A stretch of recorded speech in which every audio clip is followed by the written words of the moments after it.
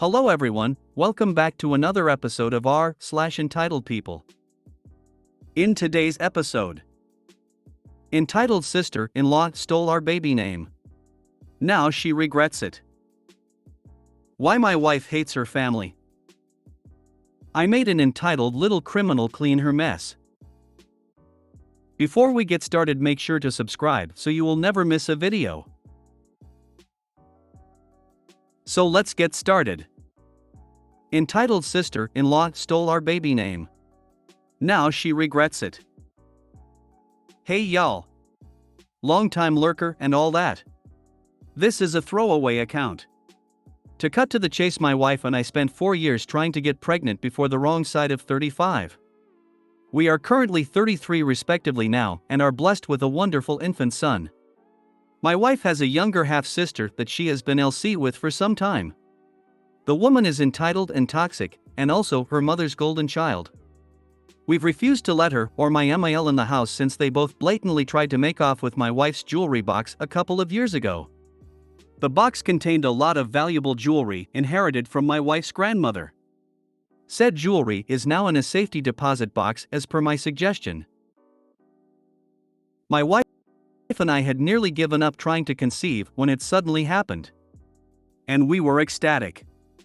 After we found out we were having a boy, we started looking into names. I ended up suggesting the name of my Scottish grandfather, and my wife loved it. So that's the name we settled on. But we made the mistake of posting about it on social media. Well, no surprise to the stereotype in this mess, my Sael was pregnant too. And was months further along than my wife and also having a boy. She decided to claim my grandfather's name for her own son. And not just the first name, but the middle name too. We called her pissed over what she was doing, and she smugly told us there's nothing we can do about it. Which she was sorta right. There was nothing we could do about it legally, as it's still not a crime to steal planned baby names. We realized the drama was exactly what my Sael wanted. And she thought that by taking the name for herself, we'd not be able to use it. I laughed and told her that while what she did was dirty and underhanded, we would keep our chosen name. And she could just deal with it whether she decides to go through with copying us or not. Well, my Sael's baby daddy called me and said I was unreasonable for still wanting to use the name after Sael claimed it. I said she claimed nothing. And since we couldn't own the name, then neither could they. Before he ended the call, he threatened me by saying I'd be sorry if we didn't change the name. Then he hung up before I could respond. Months later, Sael has a healthy baby boy and names him my grandfather's name. We did not show up for the birth. Both because of the pandemic and because we simply didn't care to be there. Sael called us wanting congratulations. But we told her we simply didn't care. And that if she was still insisting we change our baby's name, then she'd be in for some big disappointment because we were not. Sael demanded I put my wife on the phone. But it was already on speaker and my wife spoke up and said she agrees with me entirely. We weren't changing the name. Sael hung up on us, but soon started sending emails with text walls of names. Even suggesting similar ones. I responded back that the name was from my grandfather, and that's why we were not changing it. She shut up and we didn't hear from her again till after our own son was born. 2 months later, we were blessed with our son. He came out perfect, and we named him just as we'd intended. Well, no surprise, my Sael called us a few days after the birth to scream in our ears that we copied her son's name. I pointed out she was the real copycat since she had no familial ties to the name, and we did. And anyone who looks at our family trees could see that. Then my wife spoke and said after the attempted theft of her grandmother's jewelry, she no longer considered Sael her sister. And would have nothing to do with her nephew either. 4 months we were bombarded with messages and emails from my wife's side of the family. Half were on our side after finding out the whole story, the other half were not. And Sael's baby daddy, true to his word, showed up at my door to make me sorry. I'm not sure what his plan was. But I pretty much towered over him. I'm 6 feet 1 inch and well built from regular exercise and 3 trips to the gym a week. He on the other hand was very skinny and about 5 feet 6 inches with a baby face that was badly hidden by a slim beard. I told him my house has cameras, and to get off my property and never come back. He just yelled a few obscenities at me and drove off in his beat-up old car. SIL and MIL called us from a different number to yell at me for making SIL's baby daddy feel emasculated. I didn't even threaten the man. Just told him to leave and not come back. And if he didn't want to feel emasculated, then he shouldn't have come knocking. Then they tried to bring up the issue of the baby name again and demanded we change our son's name as he's so young. So there's still plenty of time to do it. We held our ground and told them that they were bonkers to still think they were in the right after they copied our choice of name just to try and get one over on us. I said SIL didn't even name her son out of love, but out of spite just to try and stick it to my wife for no good reason. Then my wife called them both out on the way she was treated growing up, how entitled SIL and MIL have always been, and how she was glad to leave them far behind. And she wants nothing from them, and they won't have anything from us. That left SIL sobbing and MIL called me a royal bastard before hanging up the phone. That was NC again for a little while till SIL called us again sometime later to bitterly tell us we'd won. She and her baby daddy got in a huge fight and he left. He was apparently very sore that SIL didn't let him even give their son a middle name from his family. And he said he was sick of the bullshit and wanted his son named after him and not some guy he wasn't even related to. SIL finally caved and they got the boy's birth certificate reissued with a completely new name, which cost SIL around $500, or so she claims. SIL then demanded we at least compensate her for the name change, plus another $100 for the emotional damage, as now she's going to have to get used to calling her son by a different name. We laughed and said this would have never happened if she hadn't stolen our baby name to begin with, and we didn't know her anything. Since then we've been NC with SIL and MIL. But my FIL, who's a very nice man and divorced from MIL for obvious reasons, would come by often and loves his grandson. From what he and other relatives told us, the situation between SIL and her baby daddy was pretty tumultuous. But we don't care. Not our monkeys, not our circus. This was very satisfying to read. SIL sounds awful. She is a completely spoiled, toxic and petty woman. Her cousin and mother too. So we want nothing to do with the lot of them. Play stupid games, win stupid prizes. If you emasculated SIL baby daddy simply by telling him to leave your property, he wasn't masculine to begin with. Oh, and then they want to be reimbursed for fixing their mistake plus an extra $100? I'm so glad your FIL is a good man, especially for his daughter's sake. Wait, hold up, so you mean to tell me this man threatened you over the phone and pulled up to your house over a name he didn't like or want for his son? Defended your bat-crazy SIL for a name he didn't want or wasn't consulted on? Ha! And this, dear reader, is why so many parents choose not to publish their baby's name till after they are born. Congratulations on your beautiful baby boy. Why my wife hates her family. Hi y'all. I didn't elaborate about my wife's extended family in my prior post. But to be frank, they are mostly just plain nasty. My wife has a younger half-sister from her mother's second marriage. But from what I'm told, the half-sister's father was very emotionally and physically abusive to my wife, and didn't stick around more than 10 years before flying the coop for reasons I don't know. And because my wife has a different father, she also had different grandparents. My wife's father is a very nice man. And we get along quite well. He divorced my wife's mother early on in their marriage because she's completely toxic. Because of having different parents, there's a 7-year age gap between my wife and her half-sister. Said half-sister ended up being pretty much the baby of the family. And they paid little attention to my wife once SIL was born. So my wife left to live with her father full-time at some point in her teens. And her mother made a huge stink about it because without her, she no longer got child support money. That woman has also been nothing but crass and snide to me since I met her. I think mainly because I'm not rich, since she bluntly said my wife could do better.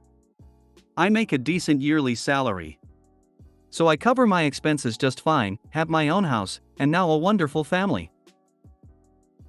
Sayel, as I said in the first post, was the golden child. She was brought up pretty much all the stereotypical ways that you can imagine. Never held accountable. Never made to pay her own way on anything. Got into all kinds of trouble because she was spoiled rotten. You can think of her as almost having been an embodiment of Veruca Salt, minus the rich enabling dad. And when she first met me, there was quite an awkward and nasty period before she met her baby daddy. Around the time my wife's sister turned 18, she came visiting us more often. And also started asking to spend the night on weekends. I left that decision up to my wife. And she allowed it because she hoped it'd help her and her sister become closer as siblings. But over time I noticed Sayel was hanging around me more. And she was dressing in skimpier clothes and complimenting me a lot. She loved to pinch my arms and said I was like a Ken doll with muscles. Then one day she actually tried to put her hand on my crotch. That was the last straw and I told her to leave. She said I didn't know what I was missing before my wife laid into her and they had a huge fight. Sayel said my wife didn't deserve a man like me before storming out. I guess Sayel found me attractive and thought she could take me away from my wife, or perhaps she just wanted to bait me. I dunno. But I do know that I'd never let something like that happen. I love my wife dearly. She's a positively radiant woman who knows how to make me smile every day. I could never be unfaithful to her. But Sayel didn't give up. She got her cousin in on things and continued to harass us. Sayel heavily flirted with me on multiple occasions whenever we visited MIL over the next couple of years. She even started getting her cousin involved, and together they actually ganged up on me at a family Halloween party once. They were both dressed in skimpy Animal-ear cosplay outfits and actually proposed we go upstairs and have a threesome together. I not only declined, but said they both needed to find some nice single guys their own age. Then immediately told my wife what happened. She laid into them in front of everyone at the event. But MIL sided with her golden child and got several other relatives to have her back by claiming I was lying to make trouble. So we just left to avoid more drama. Around the time Sayel's 21st birthday came and went, MIL called us furious that we missed the birthday and didn't even send a gift. And apparently Sayel was crying over it. I said I was not comfortable around Sayel because she attempted to seduce me multiple times. And my wife said that it was not my choice but hers whether or not to send a gift. And she didn't want to because of what Sayel did. And MIL never even so much as scolded her for it. MIL called it young hormones and said family shouldn't be so cruel to each other. There was another big fight between MIL and my wife, and we went LC with the bulk of her family for a while. Then 2 years ago my wife's grandmother died. She left most of what she had to her son, my FIL. But among the things my wife got was all her jewelry. It was all vintage antique jewelry that had been passed down to only women in the family for years. And we had the collection appraised and was valued as a whole at several $100,000 because the jewelry was not only vintage, but some of it was around 200 years old. We decided it was best to keep the jewelry locked away in the grandmother's jewelry box, which in itself is also a valuable handmade antique. We figured that was it. But all was not well with MIL and Sayel. They both had showed up at the reading of my wife's grandmother's will. And MIL was appalled she got nothing. Even more so after finding out my wife got the jewelry. My wife's grandmother had no relationship with Sayel at all, and barely one with MIL. So Sayel wasn't even mentioned in the will. MIL threatened to take us to court and contest the will. But never did. Instead, she tried getting nicer to us. And my wife decided to give them one last chance and allowed them into our home again. But as soon as our backs were turned, they tried to make off with the jewelry and all its contents. I'd gone out to pick up some pre-ordered food for dinner, and my wife was distracted by MIL. Sayel had pretended to use the bathroom and raided my wife's vanity. But I caught Sayel outside by sheer chance when I pulled in the driveway because I wasn't gone as long as they'd hoped. As soon as my headlights flashed her, she dropped the box on the ground before jumping in MIL's car and locking herself in it. Wife and MIL came running out when they heard me cursing up a storm. Wife saw the smashed jewelry box and freaked out.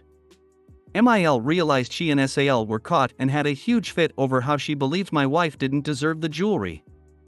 I got between them and MIL hit me a few times, and even drew some blood with her sharp nails. But she drove off before we could even get another word in. Once my wife said she was calling the police. We left the evidence untouched on the ground and called the police. MIL and SIL were arrested, but basically got a slap on the wrist with only community service and a fine. The jewelry box was badly damaged. It had a long crack that started up one corner and went all the way to the top, and one of the brass hinges broke. I took it to someone who restores old stuff and it costed hundreds of dollars to restore it. I went to see MIL and said she and SAL were paying for the repairs to the box or we'd be taking them both to court over it. MIL told me that wasn't happening until I brought up the fact we still have documented police evidence SAL tried to steal the box, and I could also sue MIL for the assault she did to me. She wrote me out a check to cover the damages right away and told me to leave. I said that the check better not bounce or have a stop payment put on it, or I'd had zero problem taking her and SAL to court. The check thankfully cleared without issue. We got the jewelry box back looking even better than it did before. But we decided the jewelry wasn't safe in our home anymore and had it put in a secure safety deposit box, where it has remained to this day. This incident was also what made us decide our home needed cameras, and we've since installed some. Then, from my first post, you all know what SAL did by copying the baby name my wife and I chose, which was also the name of my grandfather. So you can read how that went. What I didn't say in that post was how much my wife's other relatives that sided with SAL put us through, especially MIL and SAL's cousin. MIL called and texted us repeatedly from a variety of different numbers demanding we change our son's name, both before and after he was born. We never once even humored her. And the cousin harassed us online multiple times. I ended up pointing out the time SAL and her cousin had cornered and tried to proposition me, and then the cousin blocked me on FB when more people started questioning us both about it, since MIL had kept that situation on heavy damage control back then. Several false rumors were spread about us, and my wife's family ended up divided, and are still divided now because of this. But MIL, SAL's cousin, and a few other family members close to them were fully on their side. They believed that it didn't matter where SAL got her baby's name. Said name was hers now and we needed to let it go. I fired back that there was nothing to let go. SAL copied the name we had, and we still used it because it was my grandfather's name. We weren't asking SAL to change her kid's name. We just weren't gonna change our son's name because she copied it. And since we weren't going to associate with them anymore, the two kids would be complete strangers to each other anyway. The false rumors spread about me and my wife were pretty bad. For me personally, SAL tried to claim I was secretly only into younger women, and I'd leave my wife as soon as she hit 40. And she also tried to say that my son isn't really mine, and claimed my wife had an affair because I wasn't getting her pregnant. I never asked her to do it because I never believed them, but my wife got a DNA test just to prove I am my son's father to them. After that, the rumor mill died down and eventually stopped. After the mess where SAL and her baby daddy nearly broke up and she changed her child's name, we were paid a visit by the cousin.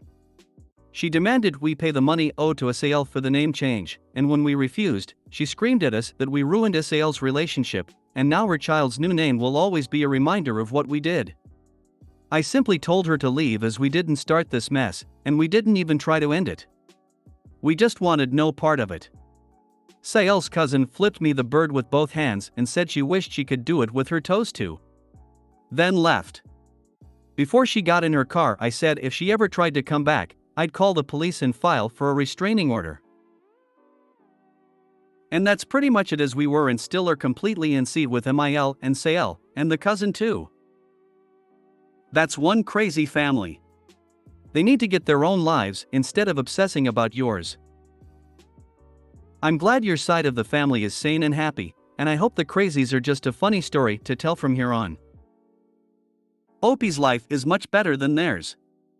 They know they will never be as happy as he and his wife are. So they resort to trying to make him as unhappy as they are. And since they are raging narcissists, they honestly believe all their unhappiness is his fault. You guys need to move without telling anyone where. OMG, what a horrid cow your SIL is. So much better not having that dramacidal twunt in your life. You do know though, that people, and I use that word very loosely, like that rarely go away quietly. I made an entitled little criminal clean her mess. This happened last night and I want to get some opinions whether what I did was extreme or right on.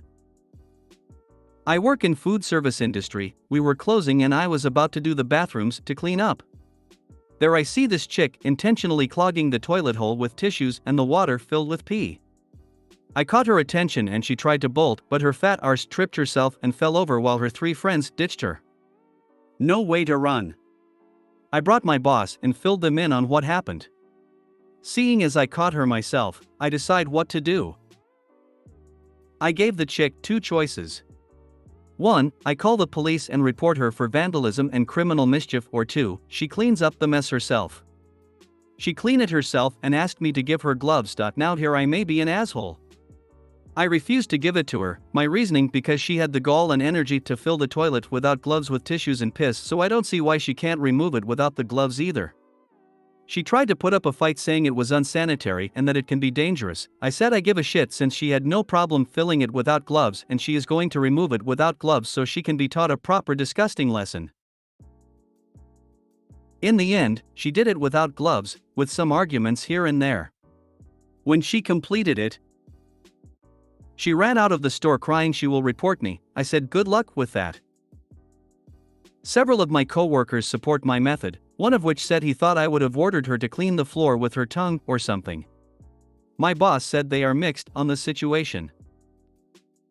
Edit: the title is a bit misleading to some people as you were questioning the age of the girl, stating she may have been a minor, but just letting you know, she far from it. My best guess she was at least in her mid to late 20s. Edit 2, a lot of people are saying my methods of not giving her gloves were extreme. When I caught her, she dipped her entire hand in the toilet hole so she can stuff the tissues deeper. Why should I give her gloves to take it out when she wasn't wearing gloves when she shoved the tissues in the toilet? Not to mention that she did this in the disabled bathroom stall. And 40% of our customers are disabled people. So it's super inconvenient if the toilet is broken. I'd bet she won't do that again. That depends on whether she thinks her error was clogging the toilet or getting caught. But rest assured she will do her best to correct the error.